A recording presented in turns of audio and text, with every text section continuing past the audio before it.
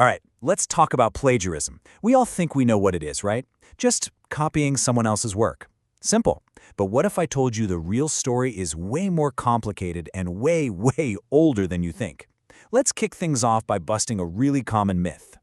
So be honest, do you think plagiarism is basically a modern problem? You know, something that really blew up because of the internet? I mean, with copy and paste, it's just so easy. It's what most people think, but the truth is, this has been going on for a very long time. Okay, let's take a trip way back. I'm talking 5th century BC. Picture this. You're at a big poetry contest at the famous Library of Alexandria.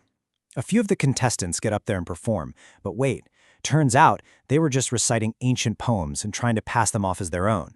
And you know what happened? They weren't just kicked out of the contest. No, they were punished as thieves. So right from the start, this wasn't just about cheating. It was seen as straight-up theft. And that story is the perfect jumping-off point. Because before we go any further, we have to be clear on what we're even talking about. So, what exactly is plagiarism? Where do we even get that word? Well, the word itself comes from the Latin term plagiare, and the official definition is pretty clear. It's when you copy the substantial work of someone else and then present it as if it's your own. The key thing to remember here is that it's a two-step crime, really. First, you take the work. Second, you lie about who created it. But, okay, it's not just about copying and pasting an essay from the internet. Not even close. It goes so much deeper than that. There's a whole playbook, a whole bunch of ways this happens, and honestly, some of them are probably going to surprise you. Let's start with a really tricky one, a real head-scratcher. Can you plagiarize yourself? I mean, that sounds nuts, right? How can you steal something that you already own, that you created? Well, turns out the answer is, it's complicated. And this is where you see a huge clash. For an author, it's like, these are my ideas, I can't steal my own thoughts. But for a publisher, it's a totally different story. See, once they buy the economic rights to your book or article, they own that specific work. If you then go and reuse big chunks of it somewhere else, you're basically competing with yourself and you're damaging the publisher's investment. So yeah, believe it or not, you can get into a whole lot of trouble for plagiarizing yourself. And that's just one example of how wide-ranging this is. It's not just about text. Think about this, false authorship. That could be something like adding a scientist's name to a research paper they had nothing to do with. Or double submission, sending the exact same work to 2 different places. And we're not just talking about academia here. This applies to stealing blueprints, copying musical scores, or lifting someone else's source code. It's all part of the same family.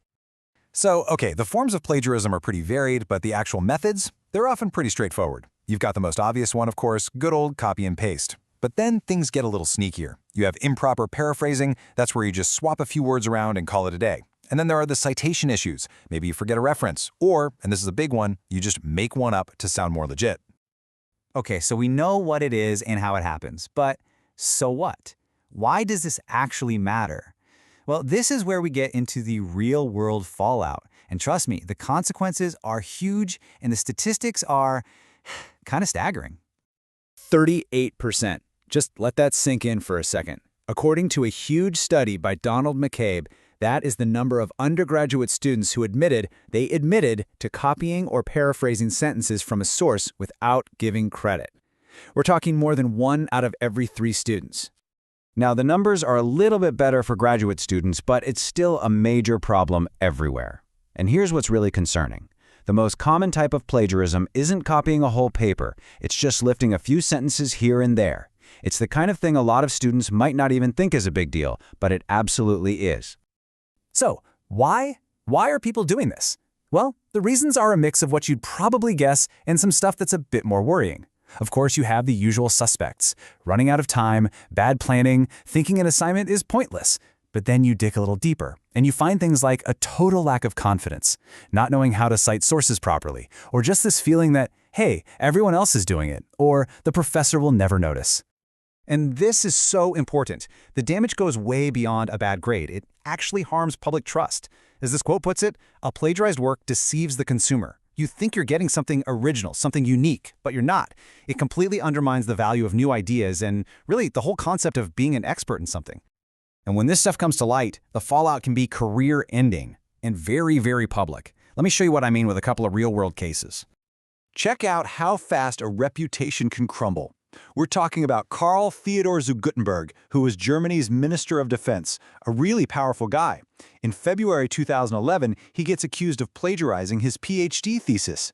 Just 2 weeks later, 2 weeks, he's forced to resign from office. His degree gets revoked, his career completely upended in a matter of days. But this isn't always about one person making a bad choice. Sometimes it's the whole system. Take what's been happening in China's academic world. There's this intense publish or perish culture where you have to pump out research papers to keep your job. This has led to a huge systemic problem with fraud, with people literally paying ghostwriters to create papers for them. And it's not just academia, it's politics too. In Costa Rica, a whole political party got busted for copying 19 paragraphs. 19 for their official government plan. The outcome? A huge public scandal, a forced apology, and a serious blow to their credibility with voters. So it's pretty clear this is a huge, widespread problem with some really serious consequences. Which brings us to the most important question of all. What do we do about it? Is the answer just to get better at catching the cheaters? Well, a lot of people think the solution is just software and punishment, but that's a really short-term fix. All you're doing is treating the symptom, not the actual disease. You're addressing the cheating after it's already happened, not getting at the root of why it's happening in the first place. The real solution, the one that actually lasts, isn't about scaring people. It's about education and prevention. We need to shift the focus from catching people to teaching people. It's about explaining why citing your sources is so important and, this is the big one, helping students build the skills and the confidence to trust their own voice and their own ideas. And so that's the thought I want to leave you with. If all this detection software is just a Band-Aid, then what's the real cure? How do all of us, students, teachers, creators, everyone, actually build a culture where integrity isn't just a rule, but the default, where originality is what we all strive for? That, right there, is the real challenge.